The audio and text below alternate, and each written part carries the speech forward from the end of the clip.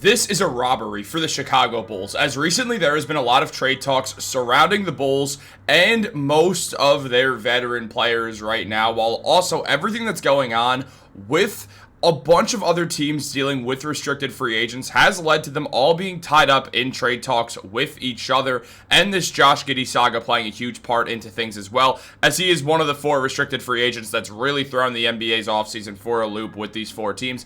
And we're going to discuss everything, the implications of it all, and jump right into the video, guys. But real quick before we do that, if you're not subscribed, if you're part of that 76% that is not subscribed to Bulls Digest, make sure to subscribe for daily Chicago Bulls updates. We have a lot of videos coming out right now, and before we know it, the NBA season will be underway, and there's going to be so much Bulls content for us to go over, and you do not want to miss out on any of it. But with all that being said, let's jump into the video because there is a lot to discuss on the Chicago Bulls right now. As there's been a lot of trade talks for Arturas Karnisovas in the Bulls front office. As we know right now, there has been a few different teams that hold restricted free agents, and none are better than Josh Giddey. Giddey, who's likely going to find his way back to the Chicago Bulls, has had some turmoil with Chicago, basically due to the fact that neither side is willing to budge on free agency offers, with the Bulls not really wanting to give anything more than $20 million per year for Giddey, and Giddey not really wanting anything less than $30 million.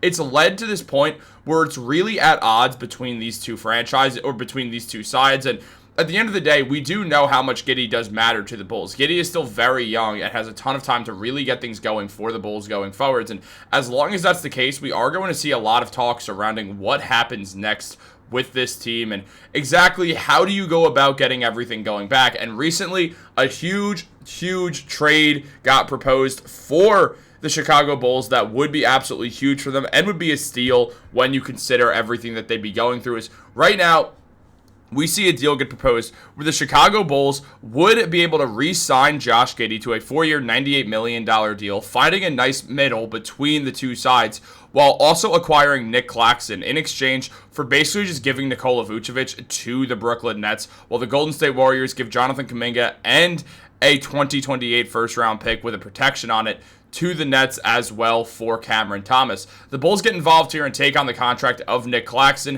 which obviously is a very big deal, but considering the fact that Claxton is someone who you look at with a contract like that is still tradable because of the impact that he has defensively for teams, it would be a deal that would really optimize Nick Claxton's game next to Josh Giddey and Kobe White. And you also get to have a younger center who's going to be able to be an anchor for you guys for a while, who also you could instantly start looking at in other trade talks, where once you see him get optimized the way that the Nets have not ever optimized Claxton because they haven't really had too many elite guards next to Claxton. I mean, they didn't have anyone, right? They definitely didn't have 2 elite Hall of Fame guards on their team and then not win anything, right?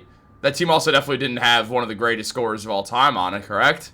It's so fun to make a joke. It is. It's fun to make a joke about a team that had James Harden, Kyrie Irving, Kevin Durant, LaMarcus Aldridge, Blake Griffin, Andre Drummond, and still managed to absolutely shoot themselves in the foot. It's just going to forever be funny. I know the Drummond thing was a bit later, but still, you think about all those All-Stars, all those superstars, the future Hall of Famers there. It's just funny to talk about. But when it comes down to it, when you look at Nicholas Claxton and his game, he would fit well with Josh Giddey. And when you look at Josh Giddey, who put up 14 points per game last year, 8 rebounds and 7 assists with 1 steal and shooting some of the best numbers of his career, it does make a lot of sense to get him back on a deal worth $98 million. He doesn't have a ton of leverage right now, but you still give him more money than what you were initially going to. That's around $24 million per year, 23.5 if I'm not mistaken, and that's a good contract. I mean, Giddey does get it locked up on 4 years, and maybe he'll have a player option or something after that 4th year or after that 3rd year, so he could opt in or decide to opt out, become an unrestricted free agent, and we could do this dance all over again 3 years later, because it's just really unfortunate for Giddey in this situation. The Bulls do hold more power, but they'd also be budging a little bit in Giddey's favor, which would show something, while the Bulls would also be acquiring Nick Claxton, someone who puts up 10 points per game and 7.5 rebounds and 2 assists. He's a great shot blocker, but he had a down year last year just based off the Brooklyn Nets being absolutely terrible, but he's a very positive defender for his team. Shot 56% from the field, basically entirely under the rim.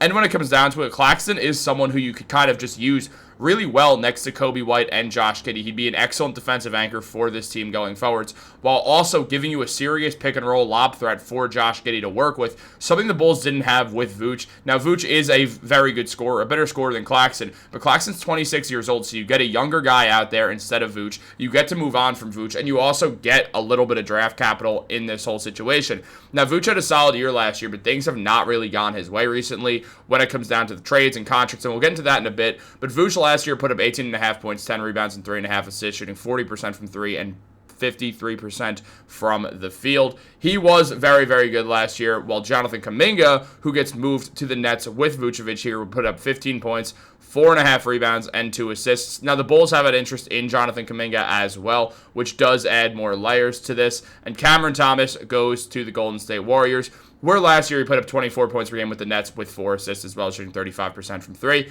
He is a solid isolation scorer, but there's a question to really be asked if he's ever going to be anything more. And Anthony Slater mentioned that everything sits in the same spot it did 10 days ago with Jonathan Kuminga and the Warriors, as the Warriors have not upped their offer, and Kuminga's indicated to those close to him that the $7.9 million qualifying offer is more appealing to him than the Warriors' current pitch. Something has to give before the October 1st deadline as well, when training camp really gets things going and when the preseason begins as well, and there's just going to be a lot of stuff to go over for all these teams that do have these restricted free agents. So it's not just Kuminga, though he's the one who's seriously at odds with everyone here. I mean, as a Nets fan said, if we gift wrap Cam Thomas to the Warriors for Jonathan Kuminga, my Nets fandom will be pushed to a limit I haven't seen since the 12-70 season in New Jersey. Correct me if I'm wrong, but that was the Devin Harris here.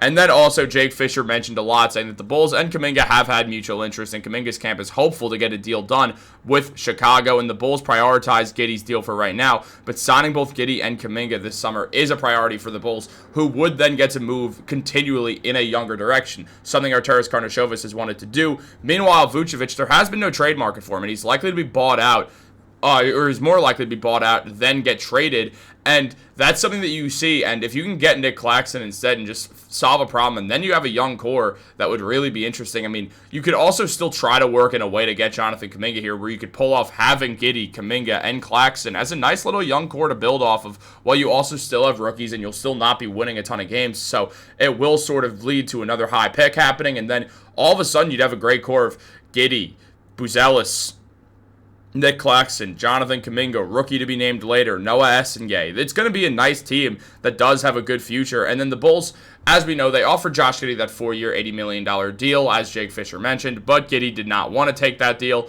because he thinks he is worth more. I do agree. I think Giddey, if he did get a deal around $98 million per year, makes a lot of sense to me. $23.5 million per year on average is a good deal for Josh Giddey, because he doesn't have a market right now, because there is no one to try to steal him away, because no one else has cap space. So he's going to get a lower deal than he wants, and he's going to sort of have to just, like, deal with the situation or accept that qualifying offer. But unlike Kuminga, Giddey seems a lot less willing to do that, which is going to play a huge part in things going forwards. What do you guys think about this trade? Let me know in the comments down below. Like this video, subscribe, turn on post notifications. Have a great day. I'll catch you on the next one.